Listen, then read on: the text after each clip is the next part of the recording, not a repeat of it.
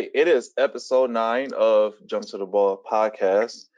Today we have your varsity assistant coach, Luke Tassoni. How you Hello, doing, hello, Luke? hello. Life is good, man. I'm just sitting here admiring that picture behind you, man. Oh, sweet. Thank you. I'm admiring the background you have too. So, tell us, how have you been during this quarantine here? It's been tough in ways and awesome in ways. I keep having to remind myself that, we'd be busy as we like to be with basketball stuff, and it's really nice to have time to spend with my 18-month-old son. I keep thinking back of, man, I really want to be in the gym, but I also think if I was in the gym, like I wouldn't get to see him, and I was really looking forward to the summer break, so I had extra time and been given a lot of extra time now, so lots of diapers getting changed. Absolutely. Any new projects you're getting done at the house, Oh, getting man. prepared for next school year, anything going on while in quarantine? Huge honey-to-do list or honey-do list. We've painted stairs, we painted upstairs, our bedrooms, hallways, everything, and there's still a ton to be done. So, like I said, with him running around, it kind of pauses things at times, but there's a lot that's gotten done. School year wise, I don't know that I can prep for next school year because I don't know what the heck's going to happen. I don't see us going back to start the year. Right. You did mention that you get the opportunity to spend more with your 18-month-old, the cool kid Leo. How's that been? How's that been? Phenomenal. Nicole's still working, so I have him most of the days, which was hard at first, but I mean, it's an awesome hard.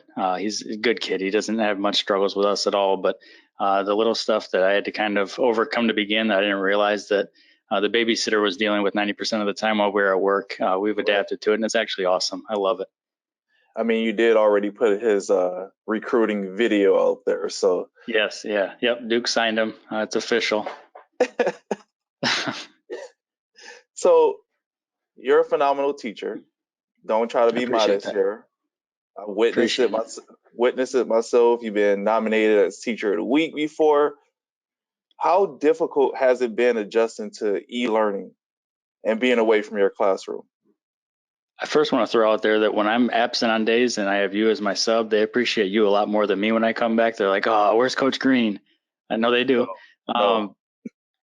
But no, it's been different, man. You got a lot of kids not doing much, but it's not their fault. I just did a teaching podcast yesterday with another teacher about the equity of assessing students during this time. And it's hard because you want to reward those kids that are doing everything, and it's kind of like, why aren't these other kids doing much? But you sit back and think about it, you don't even know if the kids that are doing everything, if it's them doing it or if it's an older sibling doing it. So Right. you really got to take the equity factor into accountability with that stuff. I had another student that I didn't realize mom was working in the medical field from home, so she needs all the bandwidth for internet, but she has 4 students at Harlem right now. Like, so when in the heck are they going to work? They can't slow her bandwidth down because what she's doing is super important. So it's different. I don't know. It's different, but it's a good different. I've always been a fan of e-learning. I don't know that I'm a fan of e-learning at this degree for this length of time, but it's what we got to do. So How has it been being away from your classroom? oh man, I hate it. If you know me as well as anybody, and the interaction with the students and the rapport is the most fun part. It's why we got into education. It's seeing a kid walk in down, they're having a bad week or a bad day, and being able to brighten their day up and just kind of even get away from the work for a little bit and being that bright shining point in their week or their day. Not having that's really been a downer, but it is what it is. We've still been in contact via email for kids that need it and stuff. So like I said, it's just a different kind of normal. I know that phrase has been going around a lot. But it really is, and I'm looking forward to getting back in the classroom. Do you have any messages for your students, any positive reassurance from as they're now entering their freshman year of high school? I was thinking about this the other day. The freshmen that are going into high school, we had a lot of conversations. I did a couple of video conferences with people from our team as well. They didn't have many worries going into high school. I think this group is really ready to go. But that senior group is who I feel really bad for. But at the same time, I was thinking yesterday, they're a group that's never going to be forgotten.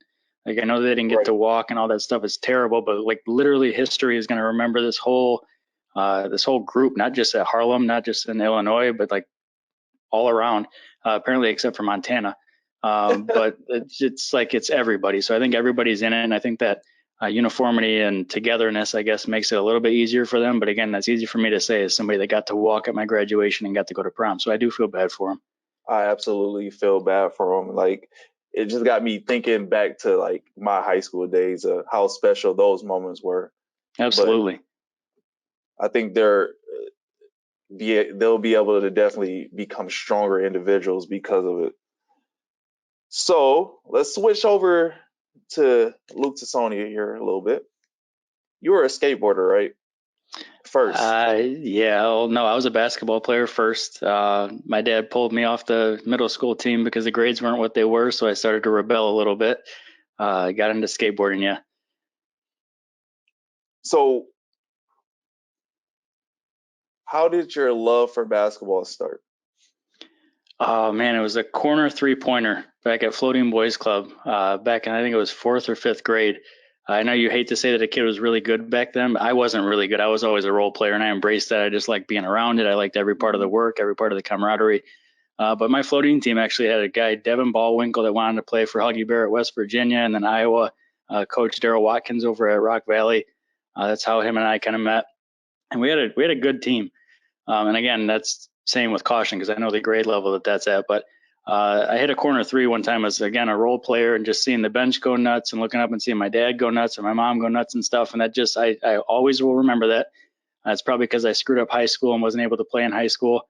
I made a lot of dumb mistakes that just kind of removed myself from the high school situation. So I can always go back to that. But again, playing in middle school and stuff, I still always thought back to that, still always embraced my role because I thought that that was, kind of the stuff that I needed to teach other kids. And we can get into the whole Right. expulsion thing later and how that got me into teaching and coaching and why that fueled my passion. But as far as memories go, that's what I have. And that's what I kind of pride myself on, I guess, not pride myself, but always look forward to looking back on. Even though you didn't play, were you able to follow or watch any of the Nick 10 games when you were in high school?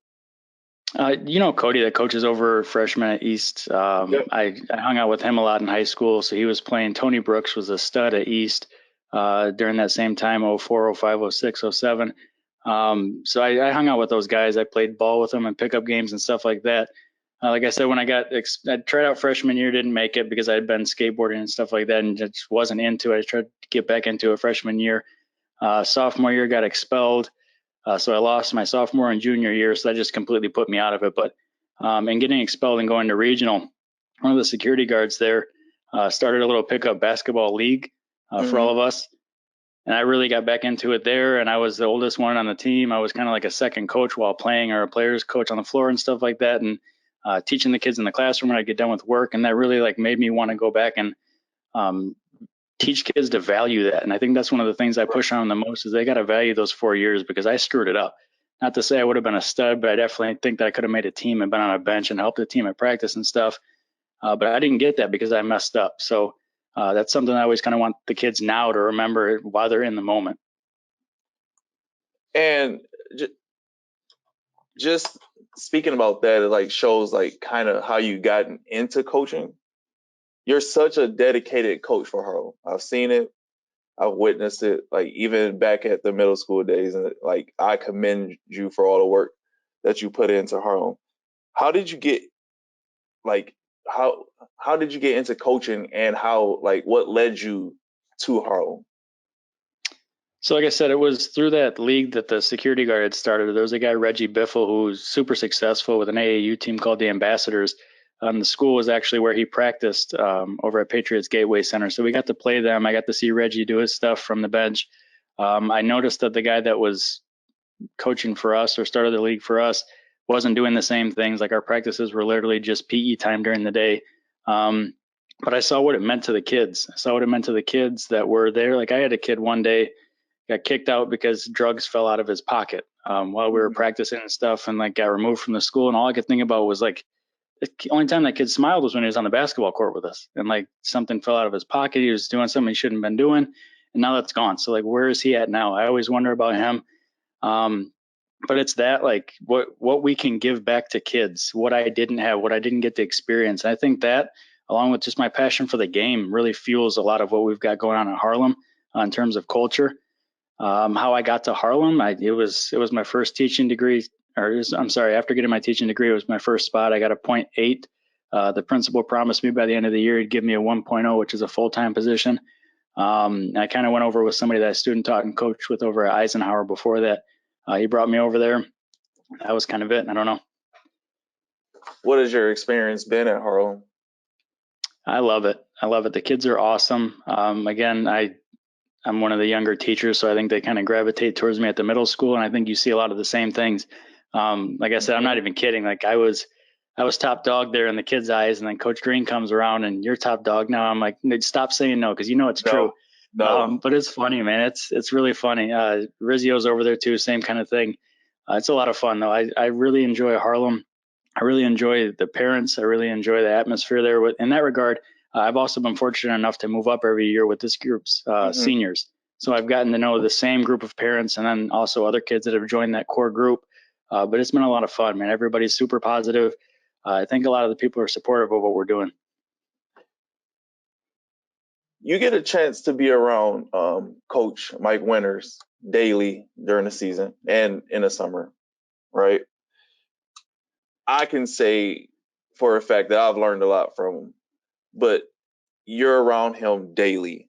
What are the things you have learned from him? What are things that you like have taken away from being around Coach Winters? I think we've talked about this. Whitener's talked about it too. Whitener said something I think all of us can say, like you learn something every day. And when I say something, I mean multiple things every day, not just basketball stuff, but how to treat assistants, how to give them power, how to empower your assistants, what kinds of things that you should be doing versus what they should be doing. You were there at the tournament. Refs were doing like this isn't stuff that pops in our mind because of who we are and the rapport that we have with refs versus what Mike has with refs. But he grabbed me, he said, "Come with me." We went upstairs and talked to one of the directors of a tournament, and just seeing the ins and outs of like everything he knows outside of basketball, but just how to run a program. And I mean it when I say like cherishing the opportunity to work under somebody like that because, like I said, he talks about his high school coach all the time. There's coaches that just don't do it that way, and I think a lot of the things that he does is the right way. So I'm really cherishing that opportunity to just kind of be in the moment here, especially with that group that you had with that poster behind you. Whew, and they're coming fast. Let me tell you, what has been one of your biggest disappointments coaching? That's hard. Seeing kids regret it later. I know that group that we won the regional with. I sincerely think that we should have been competing for a sectional championship. I know you feel the same way, and I know every one of them now feels the same way.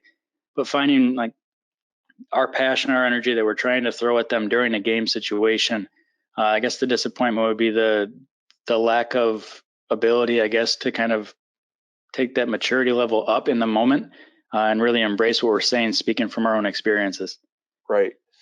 And what has been your most important accomplishment as a coach? I think that regional experience, I know that we did that as a team, as a whole program. So I can't say that it's my personal accomplishment, but I didn't play in high school. I didn't get that opportunity. I don't know, did you win a regional in high school? I think you said you won. The highest I've ever went was varsity football quarterfinals of the state tournament. So that's awesome too. And that regional, just the whole experience from practices to the game was phenomenal. It's a whole different feel when you're prepping for a tournament game, and it's awesome. Even the semi, it's awesome. But that, and then also, man, we had the largest group. They just put out on Facebook and Twitter yesterday the largest group, I think, with 11 kids that were signees last year. That accomplishment's huge. Kids going on to the next level, not only for sports but academic wise, and what they get financially for that. So that's been an awesome thing to see. I've gotten the opportunity to write a couple letters of recommendation. D. Giovanni asked me to write one this year. He's got, I think, 16 grand in scholarships that he's getting academic stuff. So that stuff's awesome. What are your coaching goals, short term and long term?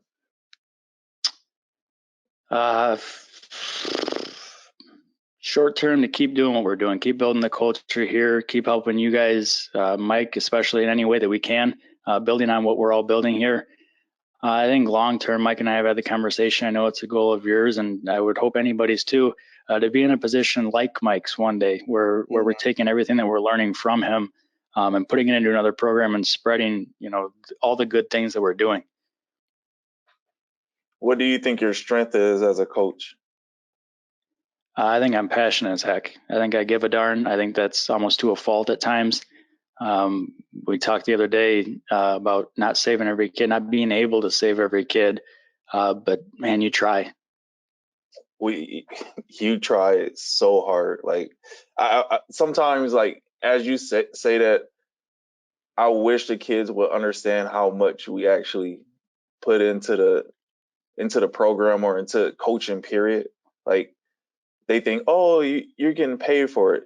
Not No. it is not what you guys think out here. Like we you you Mike, we all put so much time and passion into this because we not just want to win games, but we just want to see the kids succeed as basketball players, but more like being a success in life. And that kind of goes back to what you just asked too, with the not the biggest regret, I guess, but the biggest downside is just that the level of maturity in the moment. Like if they could just realize that, and if they, you read the book Relentlessness, like we're all born, and I'm seeing it in my son growing up, like you are relentless when you were born. Somebody teaches you not to relent. Like somebody teaches you to be passive and wait your turn. But man, when you're young and you want that bottle, you're gonna scream until you get it for hours. So right. it's just kind of recognizing that stuff. So you're a Knicks fan. How did you become a Knicks fan in an era where Jordan was like there was Michael Jordan? How did you become a Knicks fan? God, my dad was a Carolina fan, a Bulls fan, diehard Bulls fan, Jordan fan. My brother's named Jordan Michael after Michael Jordan. I just got sick of hearing the guy's name, and I regret it now after watching The Last Dance because that dude was bad, man. Like I didn't know the half of it. Like I said, I skateboarded because my dad pulled me off the team because I wanted to kind of rebel and kick back and just be an idiot. Now that I'm looking back on it, but the movie Eddie came out on my 12th birthday as well. If you've seen that, Yep, Whoopi Whoopi Goldberg. Goldberg's the interim coach of the Knicks, and Stacey Patton and all this. It was funny, and I really liked it. I've always been a Mets fan with David Wright, and the colors were the same, the city was the same. So I was like, you know what, I'll go with this. And then come to find out that it's actually the Knicks that are kind of the second bully to the Bulls. You can't really say bully because the Bulls beat the crap out of them, but the second big rivalry other than the Pistons and the Right. Pacers, I guess. What is one of some of your favorite basketball or sports movies in general? Coach Carter's a huge one, and just because the way that they portrayed the way that he did things and stuff, and it's stern, but the kids respected it. Um, Hoosiers has got to be a top one as well. Um, Tropic Thunder is just a great basketball movie. What a storyline.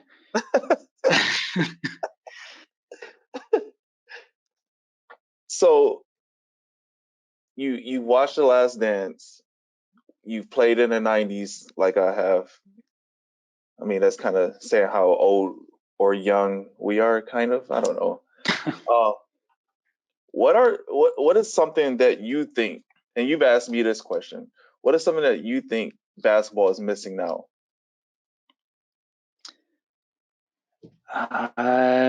You said something to the degree of toughness, and I would agree with that. I want to answer differently though to make sure that we touch base on a couple things.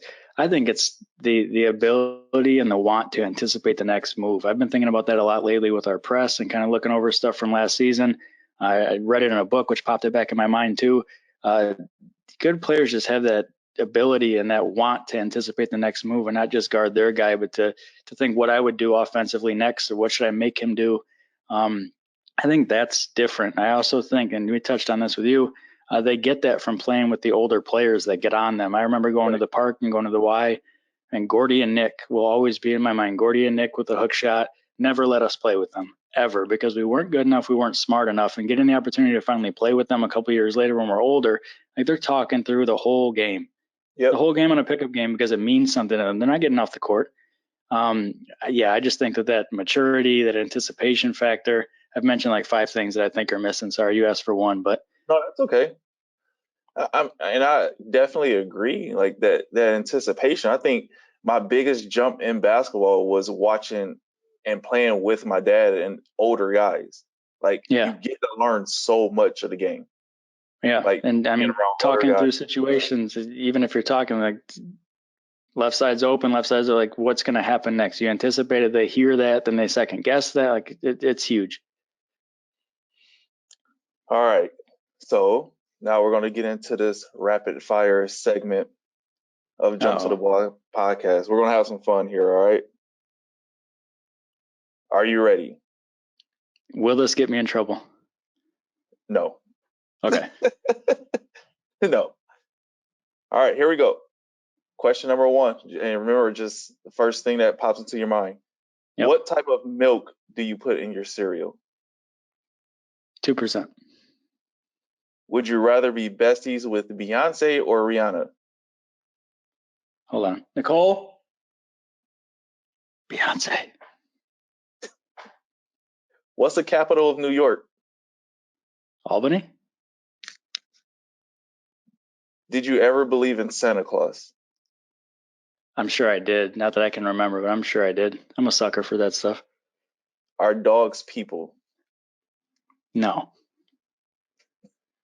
Have you ever been to Africa?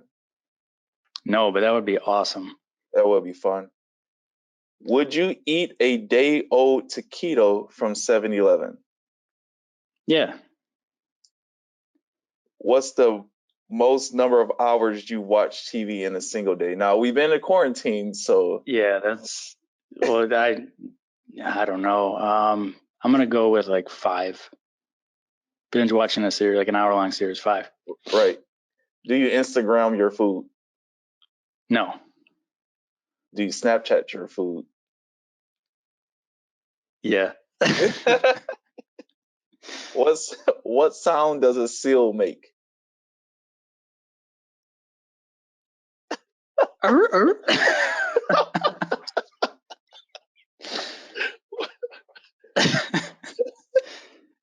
Would you rather lose all your hair or gain 50% more hair?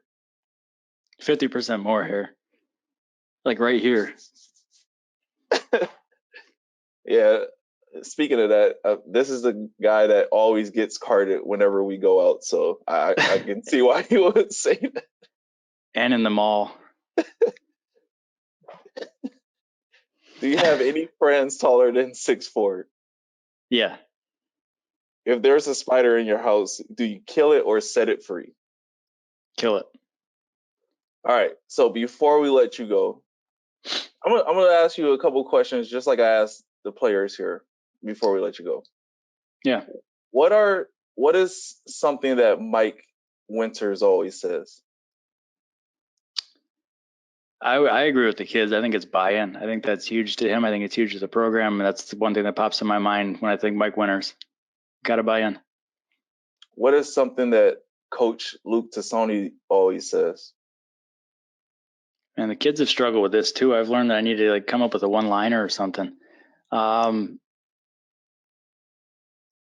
I feel like I say take the charge a lot. Like, I don't know if that's just the last year and a half, but I feel like I'm always yelling, take the charge.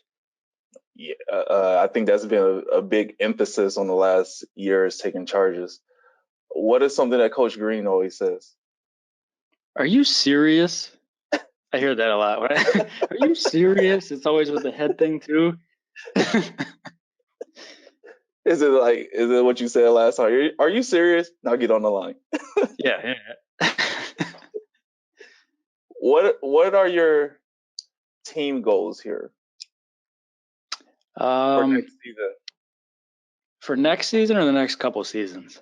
Next couple seasons. Let's go next 3, because I feel the next 3 could be pretty I big. think I think next season is to get everybody comfortable with the next level, get them up to speed, and be success. I'm not saying by any means you can't be successful in doing that, but I think right away, especially missing the summer, we got to get kids caught up to speed and get them playing at the next level to support those guys that have been there. The year after that, I think it's wide open. I think that they can be uber successful. I think the same thing of this year as well. Yeah, I think first thing is getting everybody caught up and caught up to speed. Second thing is just I think sky's the limit with this group as a whole. I definitely agree. I think that anything is possible for this group coming up. And I really, really, really wish that we get our at least half of the summer for contact day so we can get guys sped up here. I would love to see him just say, if you're going to do stuff, respect the 6 feet. And then if we can't be in a gym, that's fine. But let's get some conditioning done and some team atmosphere stuff going. Any last thing here? Any advice you have for upcoming players, guys that are just picking up a basketball, anything like that?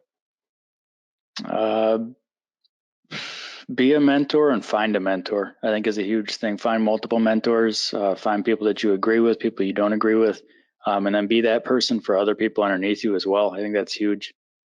I think I've been blessed enough to have several people that I would consider a mentor, basketball wise, and I think that I enjoy the aspect of mentorship for our players and younger coaches as well. Mm-hmm. All right, there you have it, everybody. That is your assistant coach, Luke Tassoni. We had some laughs. He's an awesome, awesome guy, and I can't wait to see what the future holds for this guy. Thank you for Awesome, man. Good joining luck us. to you guys as well. Thank you.